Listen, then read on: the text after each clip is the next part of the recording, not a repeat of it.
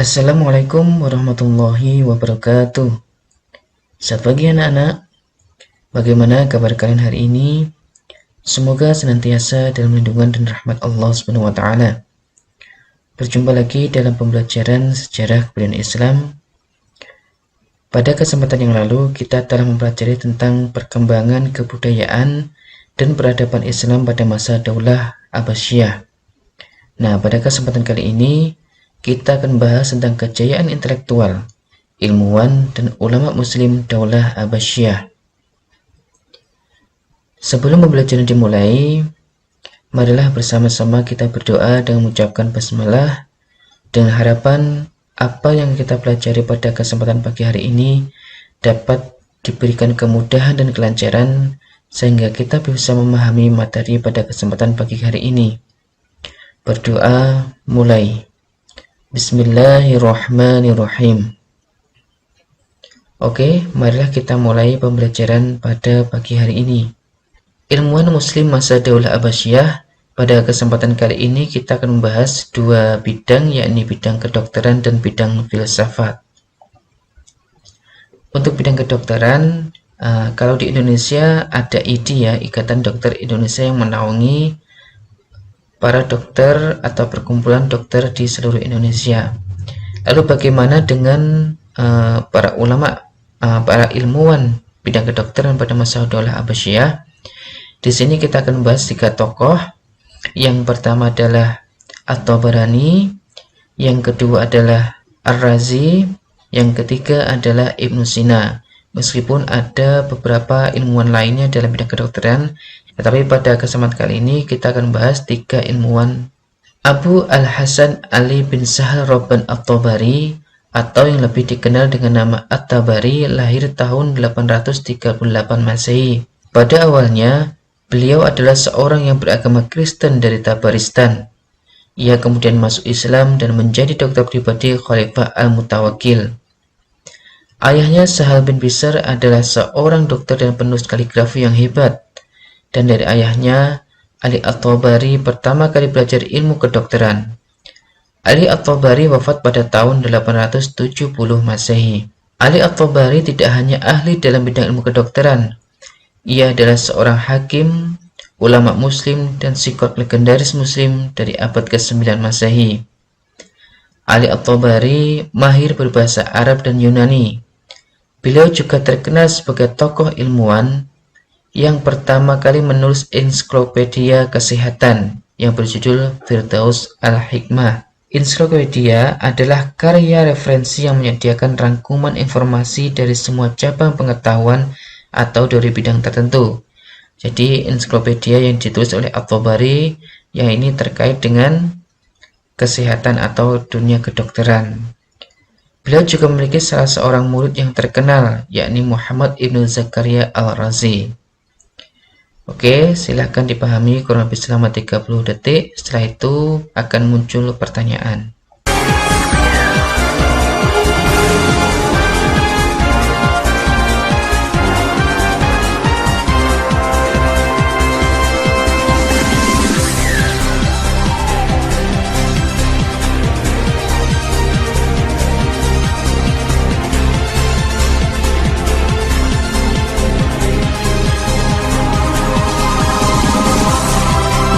Selanjutnya, karya-karya At-Tabari diantaranya Firdaus Al-Hikmah merupakan ensiklopedia kesehatan tentang obat-obatan dan cabang ilmu kesehatan.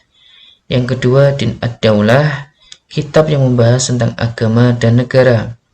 Yang ketiga, Hafz Al-Sihah, yakni kitab yang menjelaskan cara menjaga kesehatan. Yang keempat, kitab Fi Al-Hijamah, yakni kitab yang membahas tentang bekam. Yang kelima adalah kitab Fitartib Al-Ardiyah, yakni kitab yang membahas tentang tata cara menyajikan makanan. Silakan dipahami kurang lebih selama 30 detik.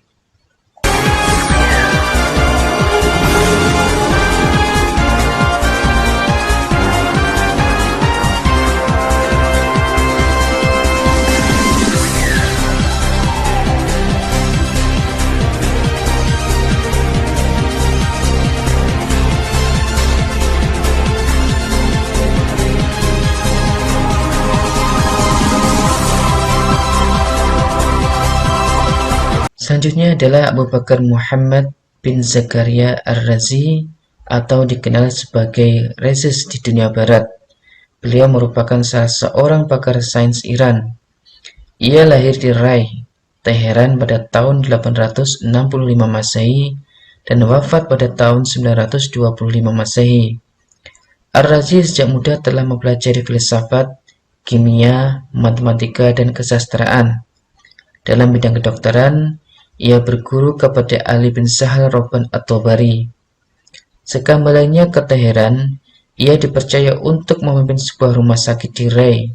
Selanjutnya, ia juga memimpin rumah sakit Muqtadari di Baghdad. Karya-karya besar Ar-Razi menjadi rujukan utama bagi pengembangan ilmu kedokteran di masa-masa mendatang. Buku-buku karya Ar-Razi banyak dijumpai di perpustakaan universitas di Eropa dan digunakan sebagai buku rujukan untuk dunia kedokteran di Barat. Silakan dipahami kurang lebih selama 30 detik.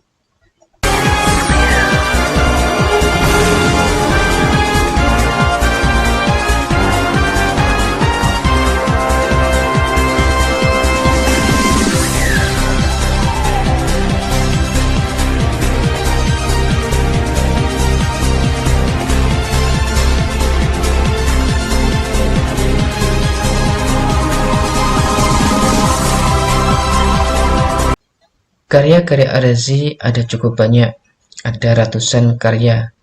Tetapi di sini akan dibahas 3 karya besar beliau, yakni yang pertama adalah Al-Judari wal Hasbah, yakni buku yang membahas tentang penyakit cacar air, campa, dan bisul serta dipandang sebagai mahkota dalam literatur ilmu kedokteran.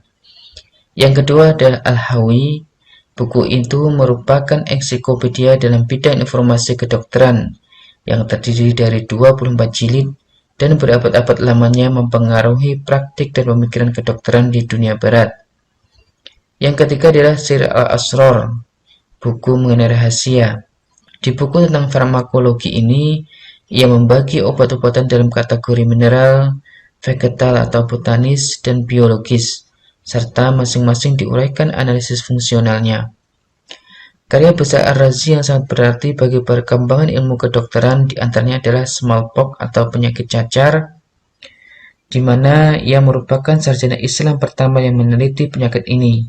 Ialah yang membagi penyakit ini menjadi 2 bagian, cacar air variola dan cacar merah Vaugilla. Penemuan ini melambungkan namanya dalam dunia kedokteran. Yang kedua adalah air raksa, yakni salah satu penemuan Ar-Razi yang sangat berguna dalam dunia medis. Yang ketiga adalah diagnosa hipertensi. Ar-Razi adalah seorang dokter yang pertama kali melakukan diagnosis terhadap hipertensi atau darah tinggi. Metode pengobatannya tergolong khas, yaitu dengan pemanasan saraf. Ia juga melakukan pengobatan mirip cara akupuntur yang sudah amat populer hingga saat ini. Silakan dipahami kurang lebih selama 30 detik.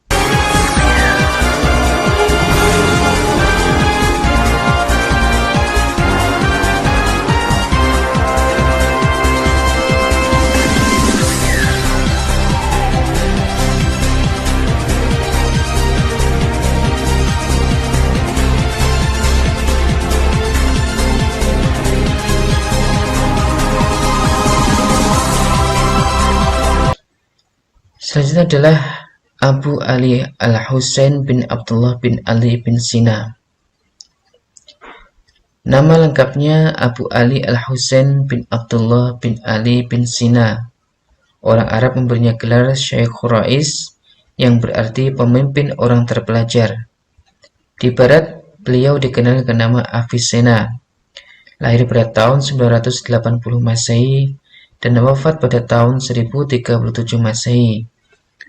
Beliau dianugerahi dengan kemampuan luar biasa untuk menyerap dan memelihara pengetahuan.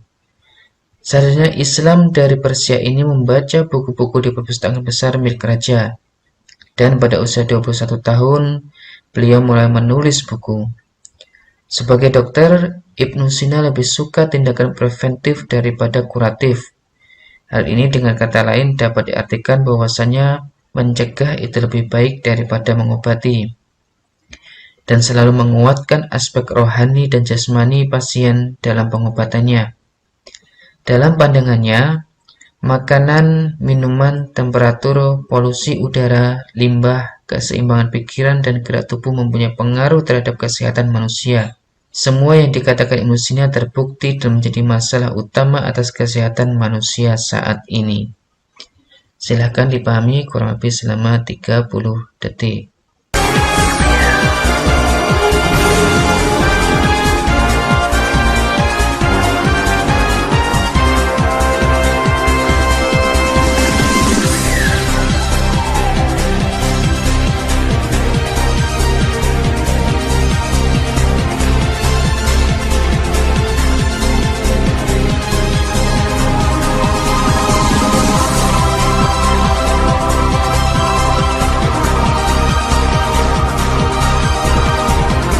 Dikerjakan, pilih jawaban yang sesuai, cukup A, B, C, atau D.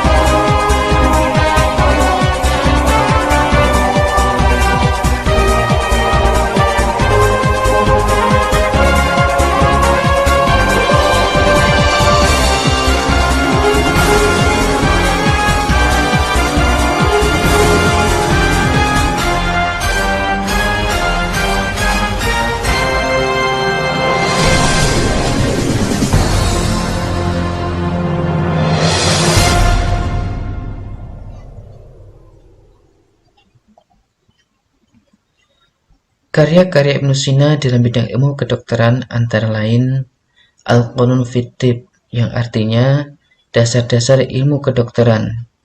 Buku ini berabad-abad telah menjadi buku yang menguasai dunia pengobatan di Eropa dan menjadi buku sumber kedokteran di Prancis.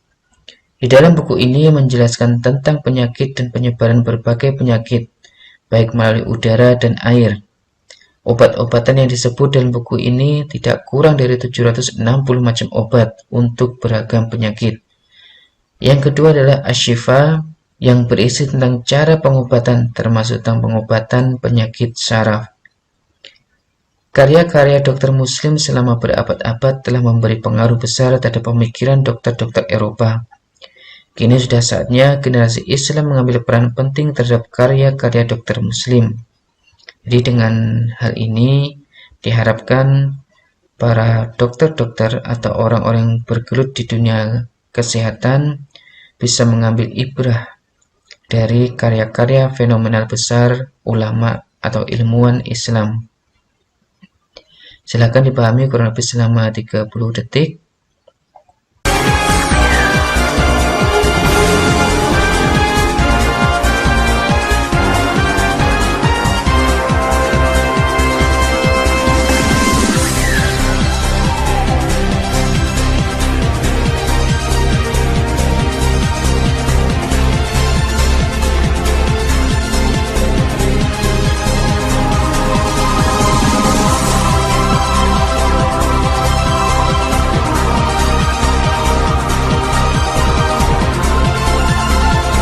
Silakan dijawab pertanyaan tersebut.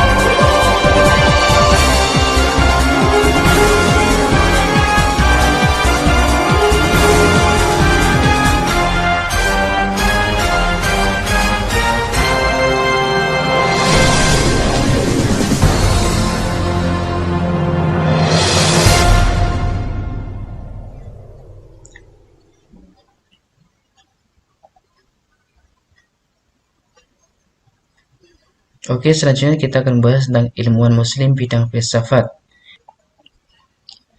Filsafat merupakan pengetahuan tentang kebenaran yang dipahami oleh akal manusia atau logika. Yang pertama kita akan bahas tentang Al-Kindi atau yang bernama lengkap Abu Yusuf Ya'qub bin Ishaq bin Sabah Al-Kindi. Beliau seorang putra gubernur yang lahir di Kufah sekitar tahun 801 Masehi, lalu beliau menetap dan meninggal di Baghdad, Irak pada tahun 873 Masehi. Di barat ia dikenal dengan nama Al-Kindus. Ia hidup pada masa pemerintahan Khalifah Al-Amin, Al-Ma'mun, Al-Mu'tasim, Al-Watsiq, dan Al-Mutawakkil. Karena merupakan keturunan asli Arab, maka ia memperoleh gelar filosof Arab. Dan beliau memang merupakan representasi pertama dan terakhir dari seorang Aristoteles atau filosof Yunani di dunia timur yang murni keturunan Arab. Al-Kindi lebih dari seorang filsuf. Ia juga ahli perbintangan, kimia, ahli mata, dan musik. Ada ratusan buah karya ilmiah ditulisnya. Namun sayangnya, kebanyakan dari karya-karya itu tidak bisa ditemukan.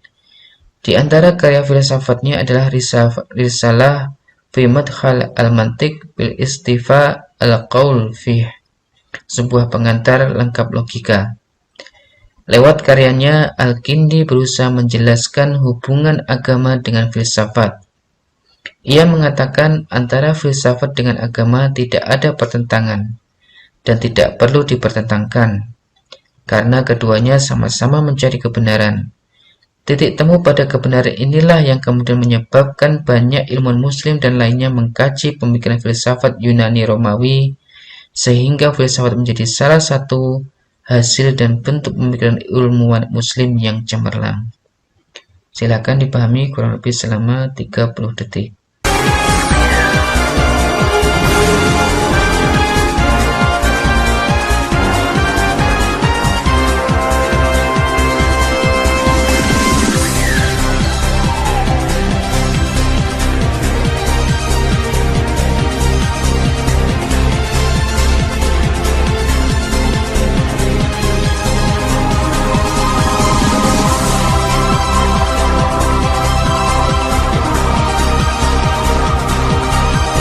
Silakan dibacakan.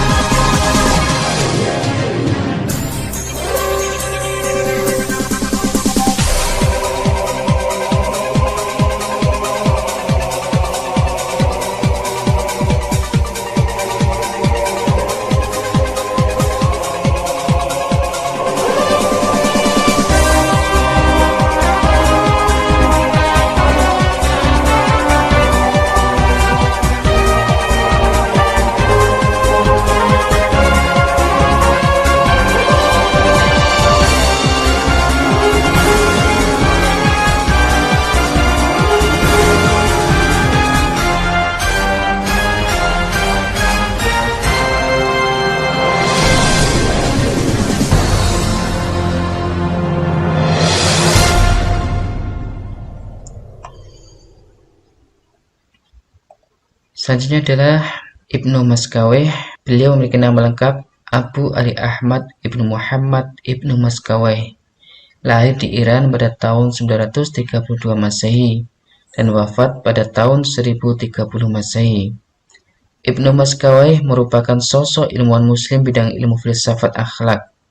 Menurutnya, akhlak adalah keadaan jiwa seseorang yang mendorongnya melakukan perbuatan-perbuatan tanpa melalui pertimbangan pemikiran terlebih dahulu. Selama hidupnya, Ibnu Maskaweh banyak menghasilkan karya tulis yang sangat luar biasa dan mempengaruhi perkembangan ilmu filsafat di kemudian hari. Di antara karyanya adalah Tahzibul Akhlaq wa Tathirul A'raq, menjelaskan tentang cara untuk meraih akhlak yang stabil dan perilaku yang lurus. Yang kedua adalah Tartib As-Sa'adah, yang menjelaskan tentang politik dan akhlak. Yang ketiga adalah Jawi dan Khirat, kumpulan syair-syair mutiara dan bijak. Silakan dipahami kurang lebih selama 30 detik.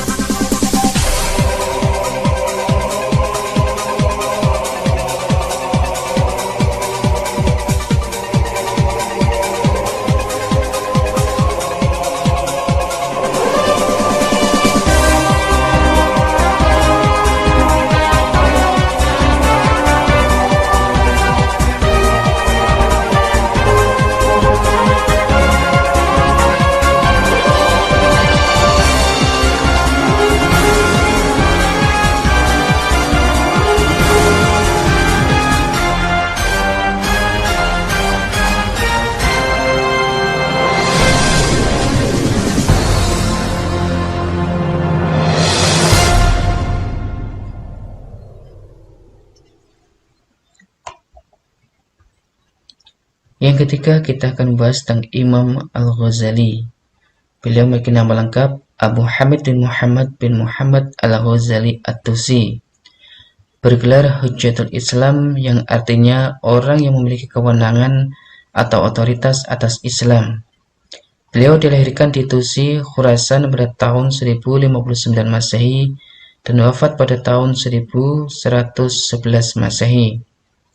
Guru Imam Al-Ghazali adalah Al-Imam Haramain Al-Juwaini, seorang ulama besar dan mengajar di Madrasah An-Nizamiyah, Baghdad, Irak.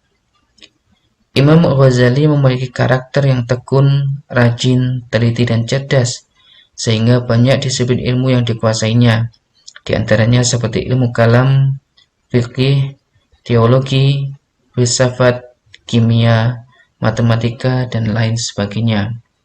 Silakan dipahami kurang lebih selama 30 detik.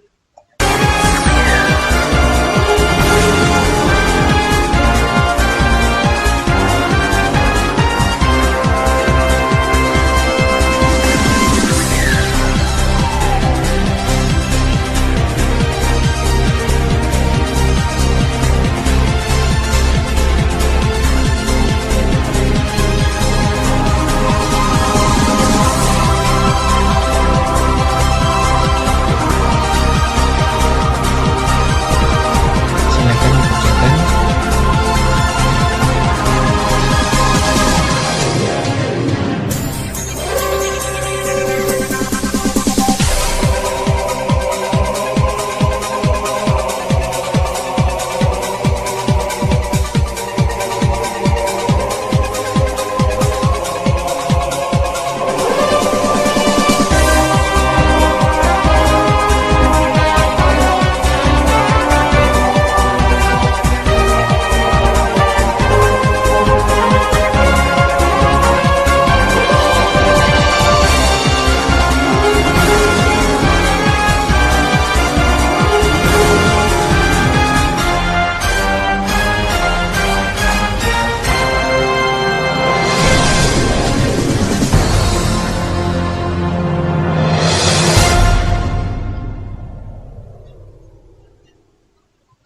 Imam Ghazali berhasil menulis sekitar 200 kitab.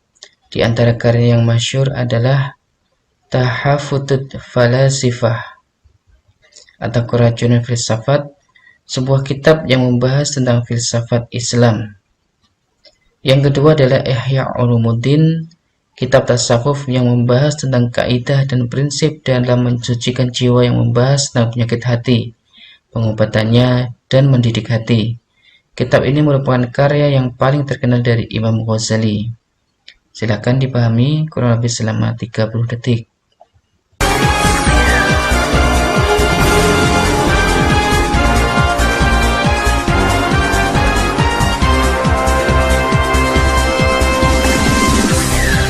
Ada kurang lebihnya, Bapak mohon maaf. Akhirul kalam, wassalamualaikum warahmatullahi wabarakatuh.